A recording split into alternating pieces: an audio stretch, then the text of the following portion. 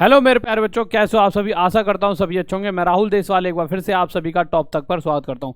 तो बच्चों, आज के टाइम पर हर बच्चे के दिमाग में एक ही चीज़ चल रही है, क्या गुरुजी 10th पास से ही हम क्या ग्रुप डी का एग्जाम यानी कि रेलवे ग्रुप डी की जो वैकेंसी आती है उसका फॉर्म फिल कर पाएंगे या नहीं कर पाएंगे, या फिर 10th के साथ ITI हमें चाहिए ही चाहिए, या कोई एक ऐसी चीज़ हो सकती है जिस वजह से आगे जाकर ये कह दे सरकार की नहीं सिर्फ 10th वाले ही एग्जाम मतलब फॉर्म भर देंगे, ITI की ऐसी कोई ज़रूरत नहीं है। तो उसके लिए एक नोटिस है, इसको मैं प्रॉपर तरीके से आपको समझाना चाहूँगा जिससे कि आप एकदम सोच पाएं कि हाँ कि आगे होने क्या वाला है, उस हिसाब से आप अपनी तैयारी भी कर पाएं। और बहुत से बच्चों के दिमाग में एक चीज और चल रही है, वो चीज क्या है कि यार कि अब तो CET आ गया, CET के अंदर रेलवे होगा, परंतु क्या सच्चाई में ये सच्चाई है कि CET के थ्रू ही रेलवे होगा, और रेलवे भी होगा तो क्या ग्रुप डी भी CET के थ्रू ही होगा?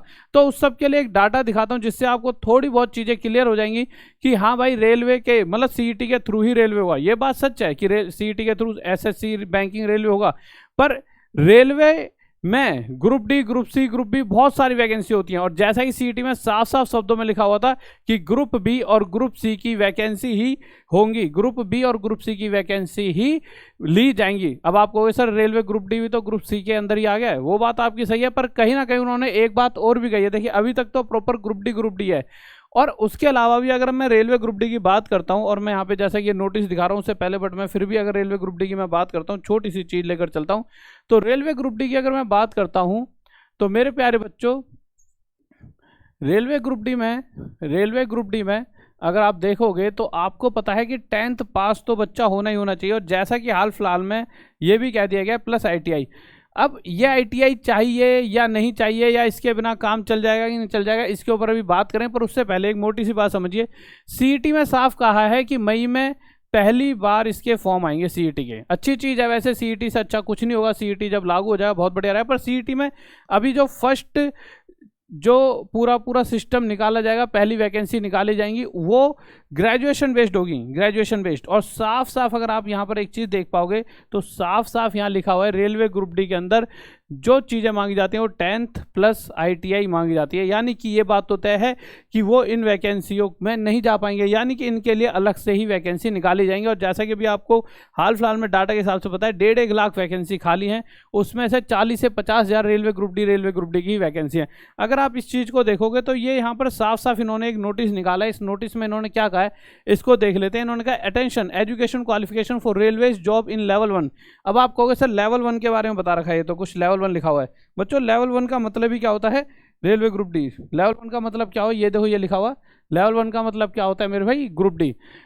और इसके बाद इस लेवल 1 यानी ग्रुप डी के बारे में, एजुकेशन के बारे में बता रखा था, prescribed minimum education qualification for direct recruitment of staff in level 1 of the pay matrix in civil engineering, mechanical, electrical and signal and telecom departments and in the catering wing of railways is 10th pass plus.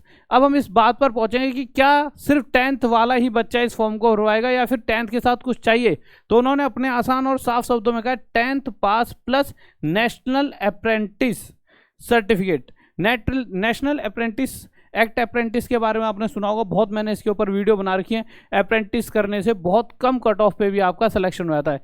तो साफ साफ कह रखा है 10th pass plus आपने act apprentice कर रखी हो, या फिर 10th pass plus national council for vocational training और 10th पास प्लस ITI, मतलब ये तो वही है एक्ट अप्रेंटिस वाला, ठीक है। उसके अलावा 10th पास प्लस ITI आप होने चाहिए हो। यानी यहाँ साफ साफ कह दिया गया 10th पास प्लस ITI होना ही चाहिए। पर आपको मैं थोड़ा पीछे लेकर जाता हूँ, पीछे कुछ सालों पीछे 2019-18 की बात करते हैं।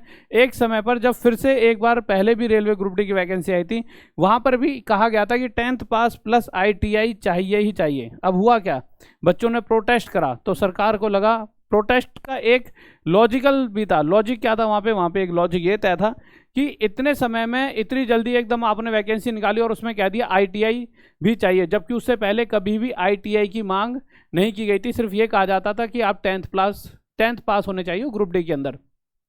चलो इन्होंने कह दिया तो बच्चों ने ये सही मांग उठाई कि भाई एक साथ ITI कहाँ से ला दें, भाई टाइम लगता है ना, ITI भी तो 1-1.5-2 साल का कोर्स होता है, ऐसे ही थोड़ी कि एक दिन में हम ITI बनवा देंगे। तो उस बात को सरकार ने समझा भी और बात लॉजिकल थी, तो ITI यहाँ से हटा दी गई थी, सिर्फ 10th पास ही उनको मांगा गया। तो यहाँ तक तो चीज़ें ठीक थी। पर अभी की अगर हम बात करें आज की कंडीशन की, तो आज की कंडीशन की मैं प्यारे बच्चों बात करता हूँ, तो आप ये देखोगे कि साफ साफ शब्दों में, चाहे ये नोटिस हो 25/9/2018 का, इसमें तो ये कहा ही था, चाहे ये नोटिस हो 25/9/2018 वाला, कि मेरे भाई ये brand data this civil engineering mechanical electrical, इसको थोड़ा सा बड़ा कर लेते हैं जिससे आपको थोड़ा सा साफ और दिख पाएगा, ठीक है। सिविल इंजीनियरिंग, तो यहाँ पे दे रखा है कि जितनी भी ग्रुप डी की जॉब है 10th पास के साथ साथ प्लस नेशनल अप्रेंटिस, वही एक्ट अप्रेंटिस, 10th के साथ अप्रेंटिस चाहिए, साथ ही साथ 10th पास प्लस ITI, ये उन्होंने उस समय कह दिया था।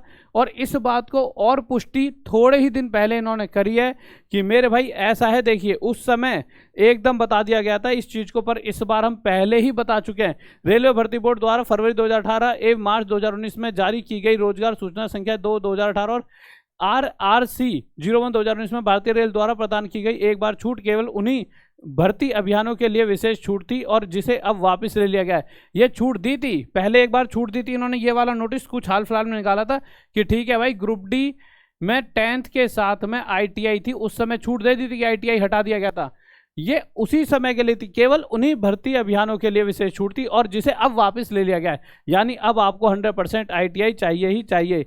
अब रेलवे के तकनीकी विभाग अर्थात सिविल इंजीनियरिंग मैकेनिकल इलेक्ट्रिकल एवं सिग्नल, अब इसका मतलब क्या बच्चे के लिए बुरा प्रभाव पड़ेगा या ये गलत चीज़ हो रही है बच्चे के साथ, इसके ऊपर भी मैं बात करता हूँ, ठीक है। सिग्नल एवं टेलीकॉम विभाग एवं कैटरिंग विभाग में वेतन मैट्रिक्स के लेवल 1 में 15/6/2019 के बाद अधिसूचित की जाने वाली सभी भावी भर्तियों के लिए न्यूनतम शैक्षणिक योग्यता 10वीं उत्तीर्ण प्लस राष्ट्रीय व्यावसायिक प्रशिक्षण परिषद द्वारा प्रदान किया गया नेशनल अप्रेंटिस प्रमाण पत्र या 10वीं उत्तीर्ण प्लस ITI होगी।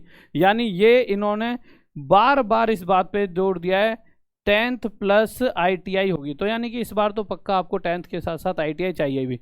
और बच्चों अगर मैं आपको एक सही तरीके से एक गुरु के तौर पर, एक बड़े भाई के तौर पर समझाना चाहूँ, ऐसा नहीं कि 10th पास में कुछ भी वैकेंसी नहीं होती, कुछ पोस्ट होती है 10th पास वाली भी जिसमें ITI की जरूरत नहीं होती, बट मैक्सिमम से मैक्सिमम सभी वैकेंसीज में ITI मांगेंगे। क्यों मांगेंगे? आपको पता है रेलवे क्या है, एक टेक्निकल है, जैसे आप गाड़ी चलाते हो तो टेक्निकल होती है ना, वो पूरा डिपार्टमेंट टेक्निकल है, पूरी सारी टेक्निकल से सिविल इंजीनियर मैकेनिकल इलेक्ट्रिकल सारे वहाँ पे इंजीनियरिंग टाइप लोग चाहिए होते हैं जिनकी बुद्धि उस तरह से चले। अगर वहाँ पे थोड़ी सी भी गड़बड़ी होती है तो बहुत बड़ा एक्सीडेंट होता है जिसमें बहुत सारे लोगों की जान मान हानि का बहुत ज़्यादा लॉस होता है पूरी तरीके से।